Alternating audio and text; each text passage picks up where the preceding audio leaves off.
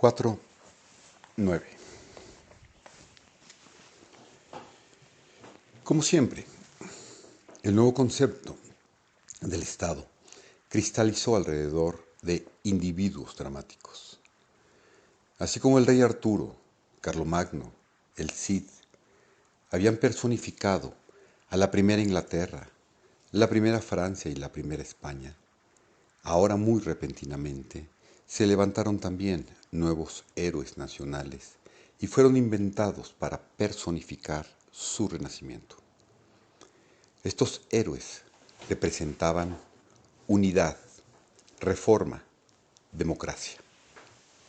Representaban la lucha contra las castas, contra el principio aristocrático de que, haya tenido éxito o no, era obligado a representar esta vez el papel de villano, desde que el pueblo, de acuerdo con la nueva tendencia a la difusión, asumiera la parte noble. Así fue que los mismos héroes que en los países más antiguos, maduros y estables, aparecieron a guisa de escritores y filósofos, en los más jóvenes que surgían, se elevaron como rebeldes, políticos y unificadores. En los Estados Unidos, Lincoln, el pobre muchacho campesino, había de simbolizar la derrota del viejo sur aristocrático. En México, el indio Juárez simbolizó la derrota del conquistador europeo. En Italia, el marinero genovés Garibaldi, la derrota del poder político de la religión. Todos ellos representaron también la nueva unificación de sus países y los tres habían de ser transformados por la imaginación popular en figuras suprahumanas, mucho mayores y grandiosas de lo que fueron en vida los nuevos héroes nacionales. Tanto los físicos que trataban de ver ahora todo en términos de vibraciones, como los políticos que intentaban consolidar áreas cada vez más grandes dentro de sus respectivas fronteras, representaban, por tanto, una profunda tendencia hacia la síntesis, hacia la unificación. La Cruz Roja Internacional de 1864, la Unión Postal Internacional de 1875 y la Primera y Segunda Internacionales de Trabajadores de 1864 y 1889 fueron otras tantas expresiones del mismo impulso por borrar las fronteras, por reconciliar lo lejano y lo próximo, que siguió espontáneamente a la superación de ciertas, hasta entonces, rígidas barreras del tiempo. Sin embargo, todo esto había sido anticipado en una forma muy curiosa. Más o menos, al mismo tiempo en que los científicos habían estado haciendo sus asombrosos descubrimientos, aunque completamente separada de ellos, una extraordinaria pléyade de poetas y escritores se había levantado en los grandes países de Occidente, y a su propio modo estaban reconstruyendo también todo el pasado, el futuro y el múltiple presente del hombre moderno.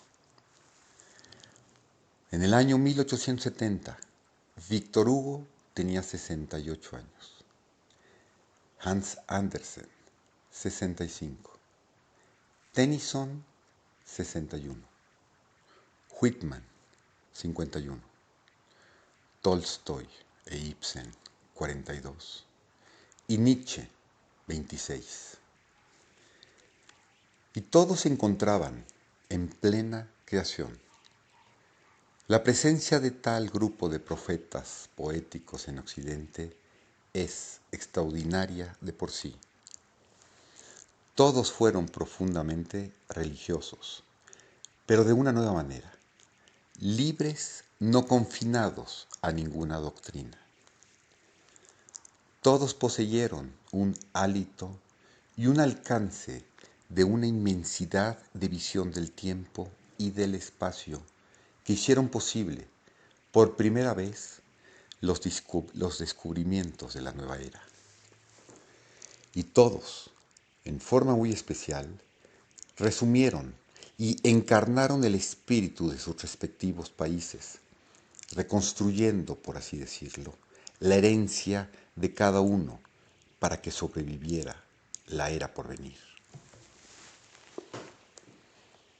Durante el florecimiento gótico, tales hombres habrían sido abades o eclesiásticos. En el Renacimiento, pintores y escoliadores. Ahora aparecían fundamentalmente como escritores, pero como escritores al modo de Hugo y Tolstoy, que podían, si había ocasión, penetrar y actuar en el mundo externo de la política y de la reforma social, y aparecer ahí con estatura mayor que la de los políticos y estadistas profesionales. Una de las misiones de estos hombres, en su efecto sobre el tiempo, tenía un curioso paralelo con la de los hombres de ciencia antes mencionados. Era el remodelar el pasado de sus respectivos países y hacer aceptable tal pasado desde un nuevo punto de vista. Un ejemplo sorprendente es Notre Dame de París de Victor Hugo, porque en este libro no solamente evoca un París medieval en pavoroso realismo, sino que coloca dentro de este país un punto de vista humanitario que ahí nunca existió. Y logra esto de tal manera que el cuadro del París medieval resulta permanentemente alterado para todos los hombres que llegan después, resultando un compuesto de la realidad y de la reconstrucción de Hugo, y nunca se podrá anular su trabajo. En la misma forma, Andersen reconstruyó y fijó permanentemente un cuadro de la Escandinavia precristiana. Tennyson reconstruyó y fijó permanentemente un cuadro de la Inglaterra de Arturo. Tolstoy reconstruyó y fijó permanentemente un cuadro de la Rusia napoleónica. Y Whitman reconstruyó y fijó permanentemente un cuadro de la patria de Lincoln.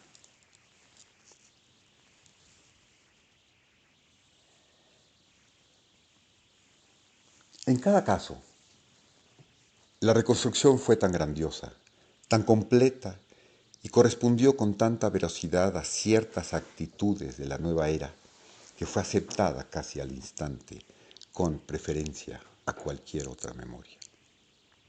En un aspecto, todos estos hombres desempeñaron el extraño papel de mejorar el pasado, es decir, de hacerlo aceptable para el presente y el futuro, lo que corresponde a todos los fundadores de una nueva era. Esta extraordinaria labor hizo que cada hombre que cultiva la memoria se viese forzado a realizar una relación con su propia vida, y la efectuaron ellos en relación con sus países. Porque esta labor de reconstrucción del pasado es la tarea primera y esencial para lograr cualquier cambio real en el futuro. Y de esto también Karl Marx se dio cuenta cuando con sus ideas se preparó el camino al bolcheviquismo mediante la reconstrucción de la historia sobre una base de motivos económicos y de lucha de clases. Pero Hugo, Andersen y Whitman laboraron sobre el tiempo en forma inversa a la de Marx. En lugar de eliminar los ideales que existían y regían el pasado, reemplazándolos con los motivos humanos más bajos de codicia y violencia, intentaron proyectar en el pasado los motivos humanos más bajos, intentaron proyectar en el pasado un ideal más alto que el que realmente prevaleció, o, en cualquier grado, ideales más comprensibles para la nueva era.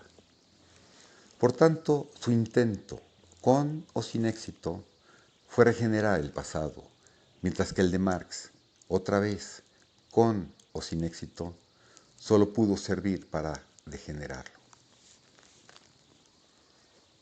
Los mismos hombres ayudaron también a reconstruir la consideración general de los ideales humanos y de la misma religión. Las mismas invenciones que removieron el tiempo de la comunicación humana, neutralizaron el espacio, hicieron inevitable que ciertas formas religiosas y comprensiones fijas, que sirvieron muy bien a cierto tipo racial o grupo autónomo, se viera sujetas a tensiones imposibles cuando se las enfrentaban con otras formas también perfectamente satisfactorias para las razas que las practicaban, pero que, unas al lado de las otras, solo podían aparecer contradictorias. Semejante ensanchamiento no podía provenir del interior de las iglesias o de los guardianes de formas religiosas particulares por sí mismas, puesto que, claramente, su tarea fue el preservar la pureza de sus ritos. Y cuando se hicieron tales intentos, condujeron, por lo general, a un debilitamiento tal de la práctica religiosa que no quedó sino una débil forma de benevolencia social. Sin embargo, estos nuevos profetas poéticos fueron más libres y, precisamente por su falta de lazos con una sola forma, estuvieron capacitados para dejar correr por el mundo un fuerte viento fresco de tolerancia y mayor comprensión. Si el tiempo no contara, no existiría entonces cristiandad antes de Cristo. Si no el espacio, no podrían ser unos los dioses de Oriente y otros los de Occidente. Parecía que todo lo que era verdad tenía que reunirse en un todo y mostrarse complementario y no hostil. Tal nueva visión universal de la religión y de Dios está expresada por Whitman en Chanting the Square David, 1871, por Víctor Hugo en Religion et Religion, 1880, y por Tolstoy en lo que creo, 1884.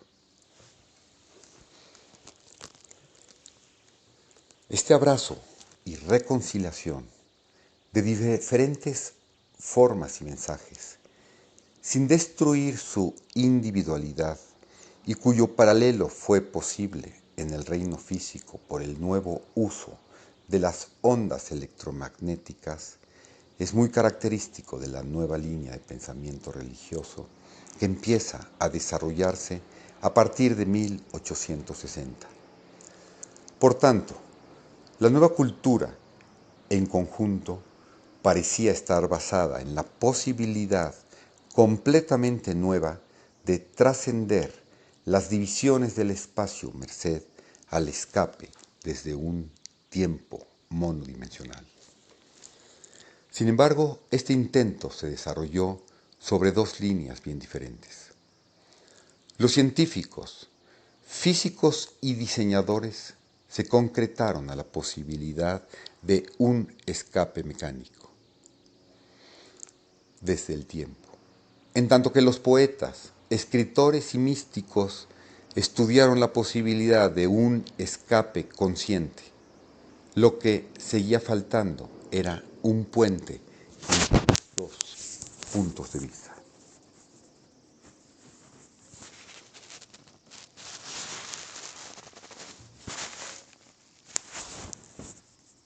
10. Viendo retrospectivamente la génesis de las civilizaciones anteriores, donde todos los aspectos y aplicaciones del nuevo conocimiento parecen derivar de una sola fuente, ya sean los misterios de Eleusis en el siglo VI a.C. o la Orden de Cluny en el siglo XI después de Cristo, vale la pena preguntar si en algún lugar o entre cierta gente estos dos lados aparentemente contradictorios de la cultura del siglo XIX no estaban unidos, de hecho, en un entendimiento superior. Existió en algún lugar una escuela de regeneración oculta desde la cual irradiaba a todas las demás. En el siglo XIX, debido a la extraordinaria velocidad en la difusión de las ideas, con las nuevas posibilidades del transporte, se logró que las escuelas, a través de sus discípulos, llevaran rápidamente sus ideas por todo el mundo, lo cual implicó, y hoy debido a las avanzadas comunicaciones, que las ideas nuevas viven en muchos lugares simultáneamente sin comunicación directa. Al mismo tiempo, es extraño que múltiples trabajos clave que acompañaron a su nacimiento y que tienen la cualidad peculiar del conocimiento directo de una escuela oculta, parecen derivarse de Roma. Hay algunos ejemplos. El Fausto de Goethe fue completamente reconstruido después del famoso viaje italiano de 1796 por el que había esperado tan largamente, y él, en su vejez, atribuye su éxito al hecho de que conserva permanentemente el periodo de desarrollo de un alma humana. Del mismo periodo, en Roma, data su teoría de los colores, que proclama que la luz es la forma más elevada de materia que conocemos, y que los colores no son sino modificaciones o corrupciones de la luz pura. Idénticamente, la misma idea fue expresada en forma poética por Shelley en 1821, inmediatamente después de su regreso de Roma. La vida, cual domo de cristal de múltiples colores, tiñe la alba radiante de la eternidad. Tal nueva visión universal de la religión y de Dios está expresada por Whitman. Precisamente a esta época, a Roma corresponde el escenario del nacimiento de la escuela alemana de pintores prerrafaelistas, cuya labor se basaba en una nueva comprensión del color en relación con la idea de una percepción diferente y del cambio requerido del ser para lograrla. En 1848, la fraternidad pre-rafaelita inglesa surgió del mismo grupo, y aunque es difícil perseguir a los impresionistas franceses hasta el mismo origen, excepto posiblemente por medio de la visita de Manet a Roma entre 1855 y 1860, es notable que desde el principio su objetivo fuese precisamente pintar luz por el empleo contrastado de colores puros en lugar de las mezclas. Los artistas tenían que hacerse conscientes de sus propias impresiones, resultantes de la luz, y reproducirlas, porque es por medio de estas que cada hombre vive y conoce la realidad. Hacia 1865 y años subsiguientes, la analogía de Clerk Maxwell entre los octavos de colores y sonidos, entre la altura del tono y el matiz, entre la sonoridad y la sombra, puso, por fin, el estudio de la luz por los pintores en relación directa con el nuevo conocimiento de la electricidad y el magnetismo, y demostró su sujeción a las mismas leyes que gobiernan otros fenómenos y números anteriormente considerados como inconexos. Esta nueva teoría de la luz y de vibraciones fue utilizada por otro del grupo de Roma, Charles Sebastian Cornelius, para reconciliar los fenómenos de los mundos material y espiritual en libros tales como Sobre la influencia recíproca del cuerpo y el alma, de 1871. Mientras que más o menos en este periodo las implicaciones de esta nueva comprensión en el reino del tiempo empezaron también a conocerse, el Peer Gynt de Ibsen, que sugiere tantas otras verdades en forma dramática, y fue escrito durante su estancia en Frascati, cercana a Roma en 1867, como lo fue Eterna Recurrencia de Nietzsche durante su viaje por Italia en 1881. Este último libro, que por primera vez relaciona la idea de la recurrencia implícita en la teoría electromagnética de vibraciones, con los temas de la conciencia y el desarrollo del hombre, habría de influir profundamente primero en Hinton y después en Ouspensky, cuya explicación de las tres dimensiones del tiempo abrió el camino hacia una reconciliación final entre el nuevo conocimiento de la ciencia moderna y las viejas ideas de eternidad y regeneración. No se sabe con exactitud qué categoría de escuela existió en Roma entre 1800 y 1880, de la que emanaron tantas ideas creadoras de la nueva era. Sin embargo, en todas sus huellas se halla la misma comprensión. La luz como la única fuerza creadora y unificadora del universo. La octava como la modificación de la luz pura en forma y color. Y el tiempo, recurrencia y el alcance de todas las posibilidades, como las tres etapas del ascenso del hombre hacia la naturaleza de la luz. De modo que si preguntamos, ¿cuál es la característica de la nueva era y cómo puede distinguirse de la anterior? Se puede contestar. Lo que separa y divide pertenece al pasado. Lo que reconcilia y une pertenece al futuro. Y el camino hacia la unidad no puede ser otro que el de la fraternidad, del cual se parte para indagar cuáles deben ser los pueblos y quiénes sus mejores representantes para buscar el inicio del camino para escaparnos de la dimensión del tiempo.